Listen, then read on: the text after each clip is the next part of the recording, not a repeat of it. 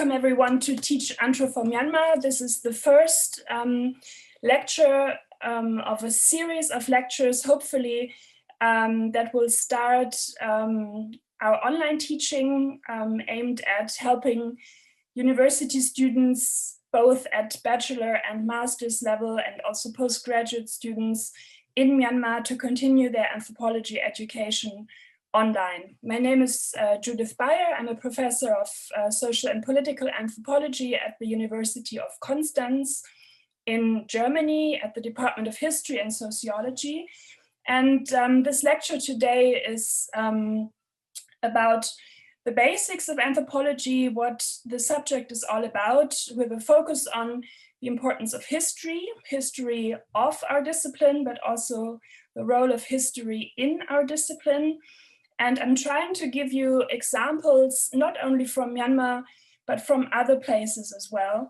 And before I start with the actual lecture, I wanted to say a couple of words about what it is we are doing here. So what is Teach Antro for Myanmar? What type of initiative is this? And it's a support initiative. And I picked out this picture, which I took last year while I was traveling in Koh Tao. So you see Koh Tao in the background, and I was on this boat here in the front, and the picture was taken at the moment someone threw a rope over to another person in order to tie the two boats together. So it's an example of supportive interaction, of helping each other, also of equality, you know, being held together by a rope, binding one another to each other, basically by engaging in a common practice. So I thought this was a nice metaphor. And I'll start my presentation with some of the impressions from the ongoing demonstrations in Myanmar, of which many are a part, especially students. And I picked up the concept of guerrilla strikes or guerrilla tactics, which was used both by participants and organizers. The guerrilla tactics, which we've seen in the protest movement in Myanmar. It's a concept that was used by the demonstrators themselves, who are speaking of guerrilla strikes or guerrilla style tactics. So you can see the surprise march in Sanjaun here, where the concept was being employed, but also surprise or impromptu demonstrations, for example, leaving objects on the street, for example, flowers at bus stops. And the question was, where does this concept come from? And here is the origin of the word guerrilla and also the origin of the tactics. So guerrilla is an adjective from Spanish and it means little war. It refers to actions or activities performed in an impromptu way, often without authorization. And it refers to a person, namely a member of an independent group taking part in irregular fighting, typically against larger regular force. And you can see on the map that this is a map of France, Spain, and Portugal. And the concept was coined in the Napoleon War. So when the French army was invading contemporary Spain, their guerrilla groups formed and fought against the much larger, much more dominant army and defeated these groups because of the way they were operating. And the two colored regions, the red one is Catalonia and the blue one is Valencia. Those are the regions which are until today known for their autonomy. So they want to be autonomous from the nation state. And this is where the guerrilla tactics or the guerrilla movement was particularly strong. And then from this area, the concept and the tactics, they moved across the globe, so to say, and they've arrived in Myanmar. So we're now using this concept also for the way these demonstrations and protests are organized in your home country. And what does this have to do with anthropology? So we're here now with Bruce Kapferer, who is a professor in Norway, known for his work in the Zambian copper belt, so classical ethnographic field research with African workers, but also Indian management. and he wrote a book which is called Strategy and Transaction in an African Factory. He wrote many other books. He's famous for his work on religion and belief systems, on exchange, symbolic behavior. And he has a huge ERC project, an economic research project, recently on egalitarianism. And in this concept of egalitarianism, he kind of introduced what he calls guerrilla anthropology. And he says guerrilla anthropology is anthropology. So all anthropology is guerrilla anthropology. And what does he mean by that? So why does he use the concept of guerrilla, which we now know has this relation to independent protest movement, also to a resistance, and had been used in the concept of war. So why does he use this for anthropology? And he wants to emphasize that anthropologists do things differently. Anthropologists look at the world with different eyes in a different way than other disciplines do. And he says anthropology stands outside all the other disciplines. And so in his new project on inequality and equality and on egalitarianism, he implies this concept of guerrilla anthropology. And my idea is to kind of use this concept for our series of lectures. So what we are doing, what Teach Anthro for Myanmar is doing, is a form of guerrilla anthropology. Yeah, we're not an official university. We don't give grades. We don't give credit points. We don't give certificates. Maybe we will, we'll see. But the idea is really to have a bottom-up transfer of knowledge, an interactive space where we can learn together and where we can continue educating each other in anthropology without having an organizer, a center, a leader, and without having strict hierarchies in place. So this is what I wanted to offer for this first lecture, yeah, a form of guerrilla anthropology.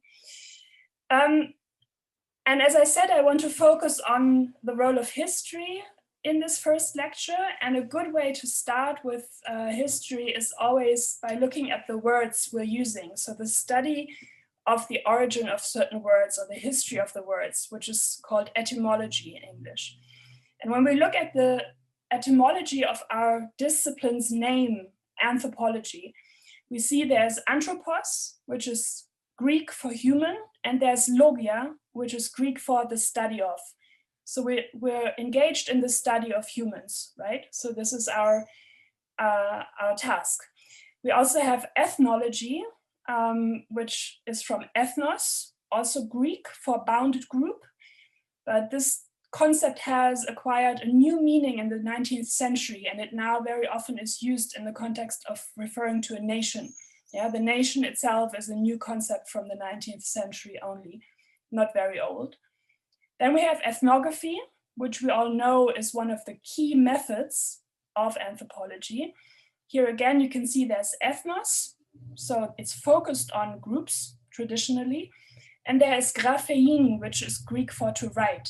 So it's the writing of groups into being, basically. It's writing about certain groups. This is what ethnography is. So the writing part is a very important aspect of ethnography. Yeah. And then in contrast to that, we have society, which is also very important. Yeah, we all would say we're studying certain issues in society. But society is from Latin socius, companion, or societas, association with others. That is, society is a much more recent concept than anthropology, ethnology, or ethnography. It's much younger than the other terms. And now this is interesting. We had this first introduction to anthropology being guerrilla anthropology, to doing things differently, to being engaged in questions of inequality and equality. But we also know that in ancient Greece, for example, this was a slaveholder society. Yeah? Every household owned slaves, and neither slaves nor women nor minors were allowed to take part in the public arena. Yeah? Only men, only heads of households were able to take part in public space. And so there is a lot of inequality already within the concepts we use, because they are basically derived from a time where society was not equal, where there was not a lot of equal rights for everyone. So, but still we're using these concepts, right? We haven't changed how we call our discipline. Let me move forward to the next slide. I said I want to focus on the history of anthropology. So how did our discipline develop? And on the history in anthropology. So what role does history play for our discipline? We're not historians, yeah, but I would say that without history, anthropology is very shallow, yeah. So we need a historical approach if we want to be good anthropologists. And I'll start with one example. You all probably remember from your introductory courses that people began to know about people living in faraway places through expeditions and also through the work of missionaries. We have in Myanmar, Judson, for example, the Baptist missionary who went to Kachin and first learned the language, then translated the Bible, and then also wrote a lot of ethnographic notes. And so these missionary work started much earlier. And we know a lot about other societies, other cultures, other groups from these types of travel logs or notebooks these people wrote and then sent back to their home countries. But the biggest source of information was in the colonial encounters. So in the time of colonialism, starting in the 18th century until the early 20th century onwards. And you could safely say that as a discipline, anthropology was a colonial discipline. You know, it became important and it grew substantially through colonialism. A lot of anthropologists worked within the colonial administration. Some of them even wore uniforms when they did their field work. And before the colonial encounter, we have a person called Marc Lescarbot. It's one of many people who could be named, who was famous at the time, but I want to focus on him because he was an attorney, so he wasn't a proper anthropologist, because as a discipline, the subject did not exist when he lived. You can see he was born in the 17th century and wrote an important book called The History of New France, which is basically not in North America, after he did some research among the Algonquin. And you can see a photograph of an Algonquin man here on the right. And he was the one who coined the concept of the noble savage, which you might have heard. Very often people think it was Jean-Jacques Rousseau who came up with this concept, but he only used it in his work. It was Lescarbot who coined this concept as a legal concept. And it was related to how the Algonquin and other Native American tribes dealt with land. So when these Westerners came to what is now North America, they noticed that people there were using land in a very different way compared to how land was being used in Europe. So they weren't cultivating it in the same way. They weren't proper agriculturalists in the view of these Westerners. Yeah? So they had this very Eurocentristic view related to land. And why is this important? Because they said, because they are not using land the way we do, they have not any law. This is Lescarbot in 1609. Yeah? So he was basically saying, because they're not using land the way we do, they have a different or maybe no concept of property. And so they don't need the land. Yeah, they also don't have any law, because law was very, very much essentially tied to having property or having an understanding of property. And so they took the land away. They made them sign documents, they made them sign treaties where the land was handed over to the Western colonizers. And they were only left with some small patches of land where they then had to settle all together. Yeah, and the question is, why am I saying this? Why is this relevant still today? So these are pictures from the last years in the territory of the Sioux. So the descendants of the people who interacted with Lescarbot, who are living now in these reserves, in these tribal areas reserved for Native American Indians, they are protesting against pipelines which already have been built or which are in the planning stages of being built. And these pipelines, they not only connect Canada and the US, you can see they reach from all the way in the north in Canada down to the sea to Port Arthur. Just like in Myanmar, yeah, we have these huge pipelines from the Bay of Bengal to China, crossing all of Myanmar. But they also cross the sacred land of these Native American tribes, you know, and also the land that was given to them, the only land which they legally possess according to these land treaties from 1774 and 1871. So we have legal documents which date back over 200 years.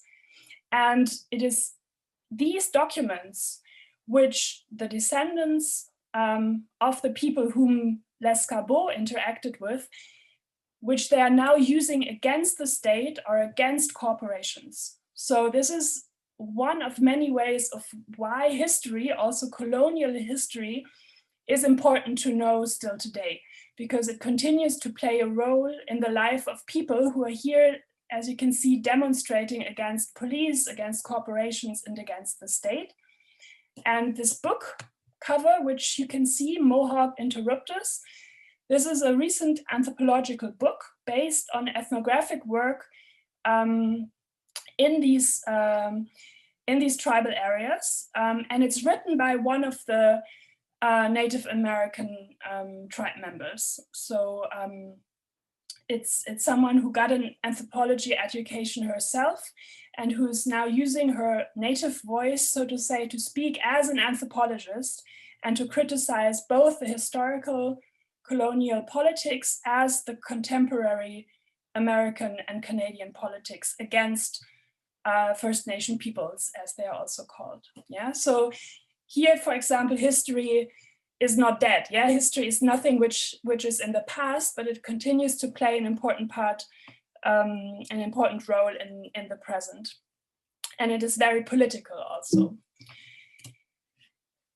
Now, this was very far away from Myanmar. I just want to give you a very brief example of something you might know a bit better, but maybe not in all of its details. So you probably all know the Mahapene Temple in Yangon, which is at the intersection of Pansodan and Mahabandula.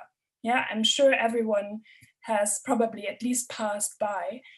This was one of my own field sites when I did research in Myanmar. So I've been doing research in Myanmar for a couple of years now, working with ethno-religious minorities, with people who are often called Burmese Indians. So the descendants of people who were sent across the Bay of Bengal in the 19th century from India to Burma at the time by the British colonial powers. And most of the times these people are either grouped into the group of Hindu or into the group of Muslims. Yeah, but when you work with the people themselves, you will see that their own classifications are much more complex, and that they will only call themselves Hindu or will only call themselves Muslim in very particular contexts, and that their identification changes according to the context and whom they're talking with, where they are located, and so on. And this temple here is a very, very interesting example because it is even more complicated than what I've just said. And I'm mentioning it because here as well, just as in the case with the Native American tribes, you have an ongoing historical importance of colonial era categories or colonial era documents. And I want to kind of give you one important concept which you might want to note down, and it's the concept of strategic essentialism. It's a concept coined by Gayatri Spivak, a post-colonial scholar. And she has referred to basically the capacity of individuals, of human beings, to use a certain very stereotypical way to present themselves to others. And she called this strategic essentialism. So to essentialize means to basically reduce something, to make something less complex, to make something sound easy or look easy, yeah? To employ a stereotype, but for strategic matters. So the question is, what is the strategic essentialism which I detected within the Mahapene temple? So those of you who have been to the temple, you will know that the temple has a conglomerate, so many different types of religious worship possibilities. Yeah, you have Ganesha, which is the Hindu elephant god. This is Mahapene, right? It's the Myanmar name for Ganesha. You have Guanyin, which is a Chinese goddess. You have different in the temple compound. You also have, of course, Buddha statues and a banyan tree. And you can see the two priests, 2 out of 3 priests from the temple here. One of them is Nepali, and the other one is Tamil. And they always start their procession, their daily puja rounds from the Buddha statue and the banyan tree, and then they make their rounds throughout the temple. So this temple has these different statues, different religious belief systems, and also people who come to this temple, they don't belong to one community in this sense, but they're very different people, and sometimes they have nothing to do with each other. They just go to Guanyin, or they just go to Sai Baba, which is an Indian guru who also is host in the compound, or they just go to the Buddha statue, or just go to Ganesha, for example. So what I found out is that the family who owns this property, which is or used to be worth a lot of money because it's in downtown Yangon, this family has been disputing through the courts for at least 100 years by now. And their strategic essentialism is that they managed to use the colonial era laws, specific laws written only for minorities, for ethno-religious minorities, to claim community status as a new type of community which did not exist neither in Burma nor in India before. And this community is called the Kalai. So the Kalais of Burma. And you can see here one particularly important part of a court decision from 1953, but this court decision also cites earlier court decisions. And you can see that the court itself established this community. Namely, it declared that when Hindu men from Madras, so in the southern part of India, intermarried with Burmese Buddhist women, once they were moved to Burma and lived in Rangoon, the offspring of this intermarriage produced, and I'm citing here, yeah, produced from the descendants of Hindus a community with its peculiar religion and usages, which is outside of Hinduism in the proper meaning of the word. And the Kalais of Burma, they are such a community. Now, why is this important? It's important because it allows this family who owns the property and the compound to claim to everyone that this is their compound. It is not a Hindu temple, and it's also not a Buddhist temple. So neither the Hindu association nor the Buddhist Sangha can claim ownership to this property. It's a particular community, and they use the British court rulings to claim their ownership. And you can see the inside of the temple here. There's a genealogical chart, which lists all of the names of this family in their relation, not only in their kinship relation, but in their relation of patronage and of their roles, their official roles as trustees of this temple.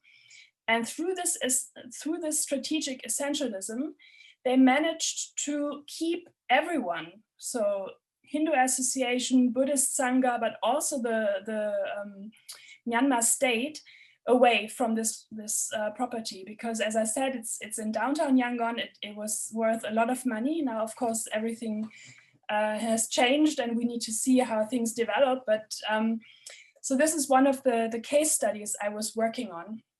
And I'm telling you this because of the very concept of community as such. It's a concept we use all the time.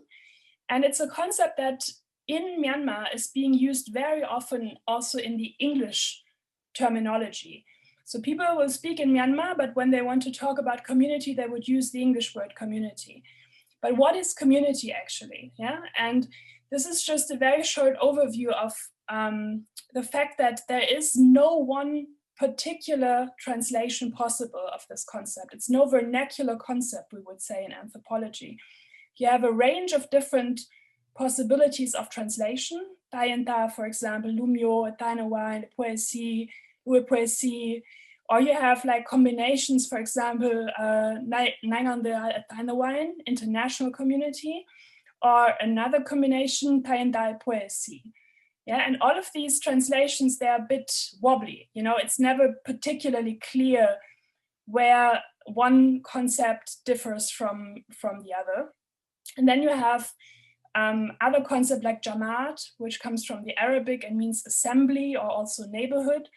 Or you have Jat in Gujarati and Hindi, which can mean caste or race. Yeah, so you have a wide possibility of translating community, but very often people in Myanmar would use the English word. And this is related to the fact that community is a colonial era concept. It's a concept that comes from England, was brought to India, where it was used to separate Hindu and Muslim people. Yeah, so this is where the origin of the Hindu community and the Muslim community comes from. And then it was brought to Burma, where it caught on, yeah, and where it has now become so naturalized, we would say, it's so normal to speak of community that we very often forget the historical concept and the context where it comes from. It's not a neutral term, it's a very political term, and it's a historical term, yeah? And this is the research I was doing in Myanmar. I was trying to understand how do people like the Calais, yeah, who own this property here, how do they manage to kind of keep their property and also act as a community and defend their identity in a state which is predominantly Buddhist, and where the concept of community is so closely linked to the concept of ethnicity or race, and so closely tied up with religion. So again, here the importance of history, yeah, understanding the historical context in which contemporary anthropological research is taking place. So this was history of anthropology to a sense. I will now talk a bit about history in anthropology. So you already understood probably that for me, history is very important, but this was not always the case. So for this person here, someone who you probably also know, Franz Boas, who was a German Jew who had to flee Germany in the Second World War and then came to the US. He's the founder of the American Cultural Anthropology and the founder of cultural relativism, which you probably also heard as a concept already. So the fact that we are looking at each cultural unit, at each group, basically as a thing in itself. And he was someone who, for whom history was also very important, but in a different context. So he was of the opinion that it's the task for anthropologists to write down as much ethnography as possible about a certain culture. So culture here was used as the concept to refer to a certain group, for example, the Inuit or the Kwakiutl. So to write down as much as possible about this culture, because in his assumption and in the assumption of the time, because of the colonial encounter and because of the contact with Western societies, all non-Western culture or all non-Western society would disappear. they would die out, so they would no longer be there. And basically the anthropologist's task was to write it down before it's gone. And this is called salvage anthropology. So a sort of saving culture by writing it down in books. Yeah. And this is, of course, a very different approach towards history as we have it nowadays. But it's important to know that this is where history did play a big role, and you probably know about the four-field approach, where cultural anthropology is just one among four different disciplines, but the other disciplines are also very much oriented towards history. Yeah, so you have linguistic anthropology where you study language acquisition, so how children learn to speak and articulate themselves. You study the structure and patterns of language and cultural evolution. Yeah, so here you have the historical approach. You have archaeology, where of course it's all about material culture, human remnants, thus the history of mankind. And you have biological anthropology, which studies human origins and also evolution and variation. And you have very, very new fields emerging, which kind of cross these four fields. And I just wrote down here archaeogenetics, which is a very new field, which uses a lot of new technology to generate genetic data, which can date back 10 to 20,000 years in history. So this is a new field which sits basically at the intersection of biological anthropology and archaeology. So within this context, history is very important as well, but it was used in different ways. And now, in contrast to that, we have French anthropology, where the classical approaches were totally ahistorical. So they were not interested in history at all. They were interested in a lot of other things, but not history. And I wrote down here a quote by Jean-Jacques Rousseau, whom we already know that he was not the one coining the term noble savage, but he used it. And he was also famous for writing a discourse on the origin and the foundation of inequality among mankind. So in the 18th century, and you can see here again, the topic of inequality used to be very important in the 18th century already, continues to be important nowadays in the guerrilla anthropology of Bruce Kupferer, for example.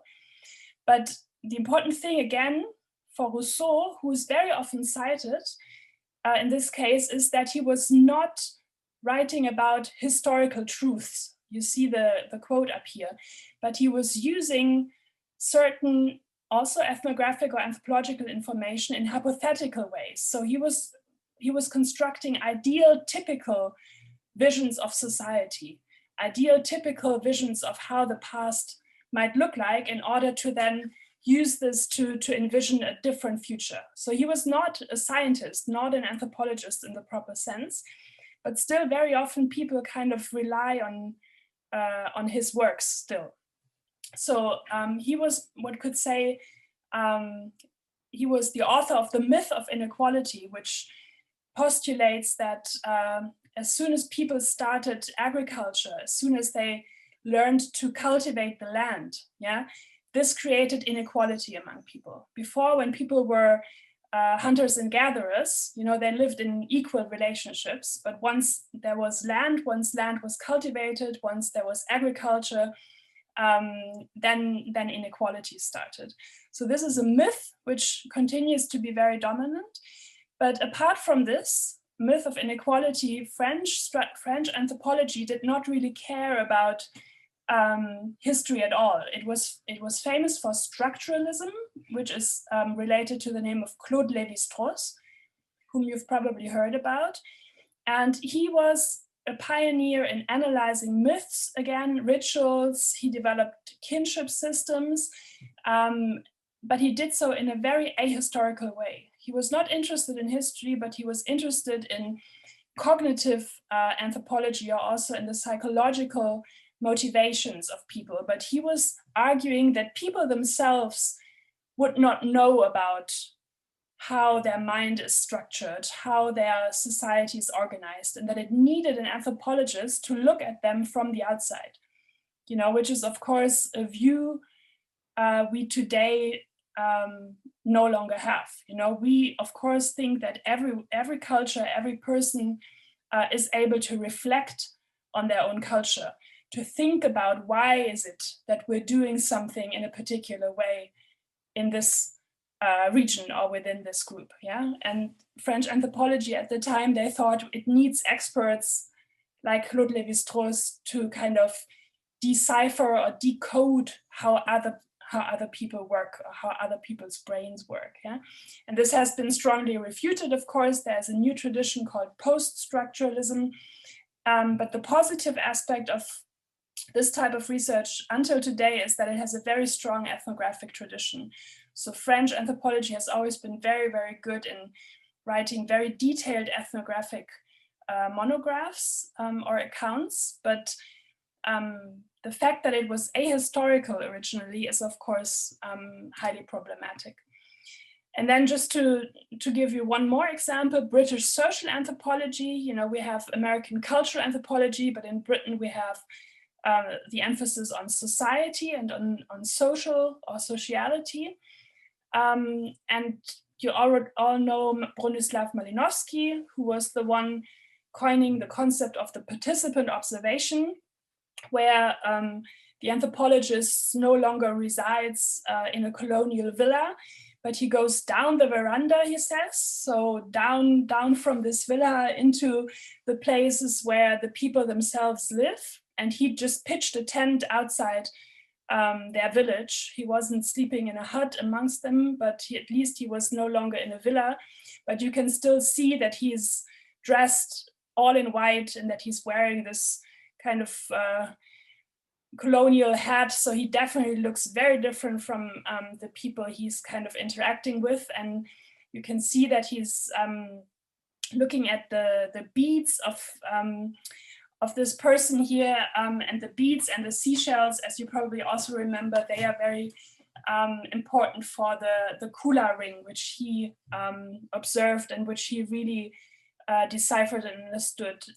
So the Kula ring is a complex exchange system within Melanesia where seashells are being circulated in one direction among the islands and beads in the other direction. And through these exchange processes, people were able to also exchange different types of goods, for example. Yeah, so fish was exchanged or traded in for agricultural products. And again, through these exchanges, people were able to live in a state of peace and not in a state of conflict. Yeah, so it was the economic cooperation that enabled that, but it was kind of building on the symbolic circulation of these objects, of these beads and seashells.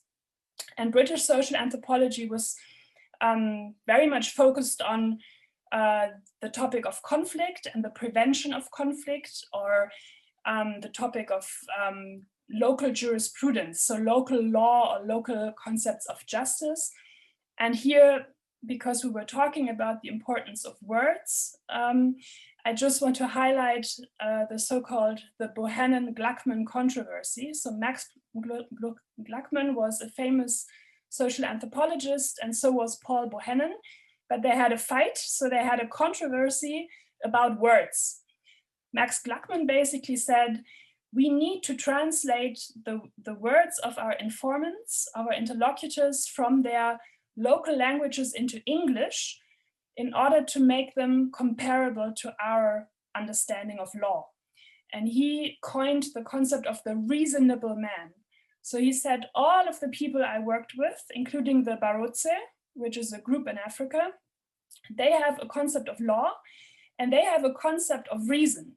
You know, so they are able to kind of reason in the exact same way as someone who lives, for example, in Oxford. Yeah. And we need to do this in order, like we need to translate all of these local concepts in order to explain to our societies at home that they are just like us. And then Paul Bohannon said, we need to do this, yes, but not by translating their local language into English. Translating the local terminology into English is a colonial act. Yeah, and it doesn't do the local complexity justice. If you kind of translate something into English, you render it yours, and you take away the local specificity, the local character of these terms. Yeah, so think about what are all of the terms in Myanmar that have been translated into English and where you have the feeling, but this is not really appropriate. You know, we have a different meaning attached to the Myanmar term compared to how people talk about it when they speak about it in English. Yeah, and so they have this controversy, and until today, this is an area of dispute. Yeah, of course, sometimes you need to translate things into another language to make them explainable to others in order to be able to write about it. But very often we try to stick with emic terms, yeah, so emic terminology.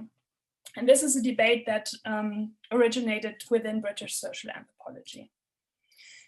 So coming back to history, yeah, it seemed that we've learned a lot in anthropology about the complexity of history, the meaning of history within our discipline, but also for our discipline. But then we look at the media and we see articles like this. Yeah, this is an article from The Guardian from 2007, so not really old. And it still has, basically, it still advocates a view of the cultural other, especially now in this case, a group in Africa, but it could be anywhere else, non-Western, as if these people lived in some sort of mythical past. Yeah. So in this case, the assumption is that people in this village are living in the Middle Ages. Yeah, 700 years back in time. So how can we still have these types of publications or these kinds of views in public discourse in our contemporary time? So how can people still think that this is an appropriate view of people living in other societies? You know, it's a very dominant paradigm still. And anthropologists are very much writing against this and are very much trying to kind of reform this kind of view of the cultural other. Yeah, but it's a very dominant paradigm. So people in Western societies especially still think that they are more civilized, more advanced, more modern, more everything, yeah, compared to others. So it's very, very hard to get rid of this stereotype. And this is one of the tasks of anthropology, yeah, to educate your own society, basically, about these things. And just a final slide. This is a cooperation of an archaeologist and an anthropologist, David Wengrow and David Graeber. David Graeber unfortunately died last year, but they worked a lot together over the question of the human history and how to change it. Yeah, so an archaeologist and an anthropologist thinking about human history. And I'm putting this here because it links back to the concept of guerrilla anthropology. Yeah, they are both, I would say, activists. Yeah, so they both want their disciplines to engage in political topics. They don't want to do research just for themselves or for a very small group of people. They want their research to have an impact on the world. Yeah, they want anthropology to be important for contemporary political discussions. And they say, unfortunately, mostly revolutionaries, yeah, people who want to change their society, who want to make things differently, yeah, when it comes to linking past, present, and future, they keep telling the same story, you know, and it's this myth of inequality. It's the story that only in hunter-gatherer societies, so way, way, way back, there was equality.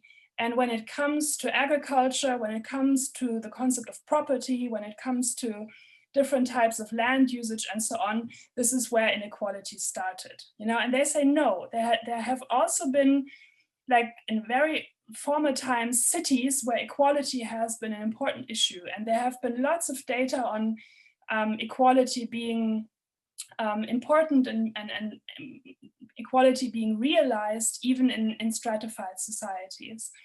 And they say there's a tendency now, a growing recognition in revolutionary circles that freedom, tradition, and the imagination have always and will always be entangled.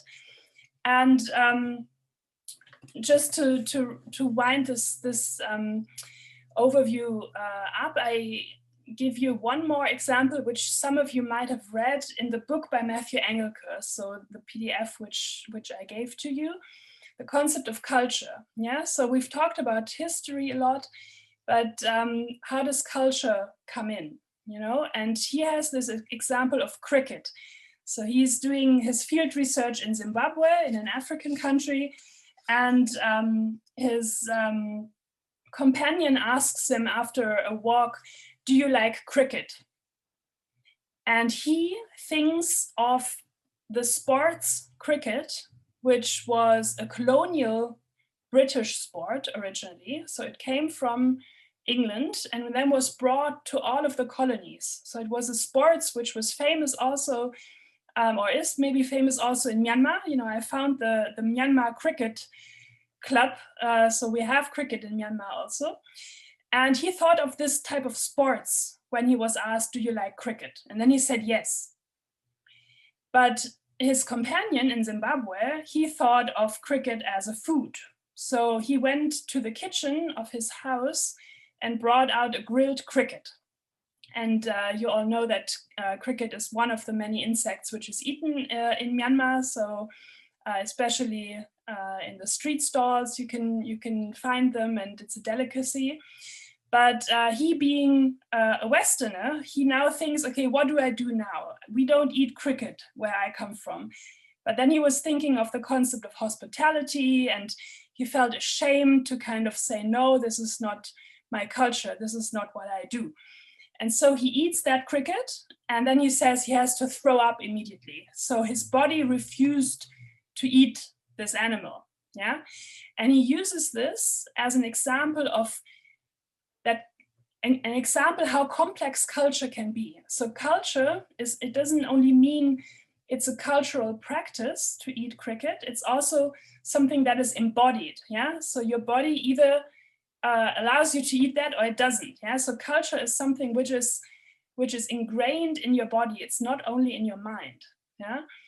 And then I like this example also for the fact that it has this association with colonial times, you know, that being the sports, which is continually being played in India, for example, it's a very big sports in India. I don't know about Myanmar, but it's a historical pastime, so to say. So it's bound up with history, but it's also very much bound up with the future in terms of that cricket might be the food we'll all eat in the future, you know, because of high protein and so on.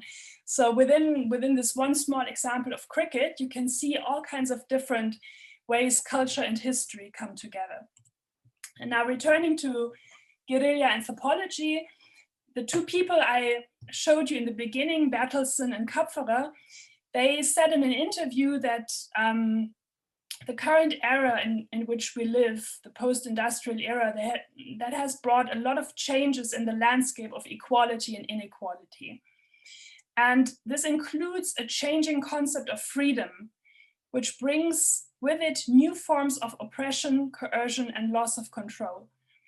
And then they say, at the same time, we see the emergence of new forms of radical protest against the new powers, such as street protests in Asia, also in Africa and so on. But I put here Asia because this now refers to Myanmar, but it also refers to Thailand, it refers to Hong Kong, it refers to the Milk Tea Alliance, yeah? And you have the concept of freedom is not free, which didn't originate in Myanmar, but which I see a lot being used, yeah? So you have to kind of work towards freedom. It doesn't come by itself, yeah? And Kapferer, he says, the critical guerrilla anthropology perspective will lead to important reassessments of conceptual and theoretical perspectives that are still dominating discussions on problems associated with inequality. So we're back at the issue of inequality, which is one of the most important concepts or things to tackle, I would say, in anthropology today. And you see that in this approach, guerrilla anthropology is detached from the context of warfare and violence it originated in, yeah? I understand it as a way of relating to others in an honest manner.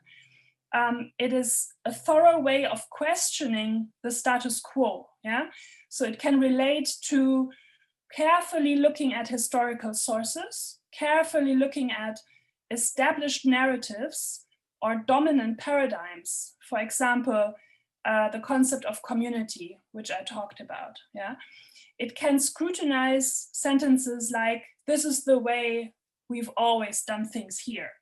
We cannot change this. You know, this is our culture." So when someone says to you, "This is our culture," you now know that this is never an explanation. This is never the end of a conversation, but it's always the beginning of a new conversation.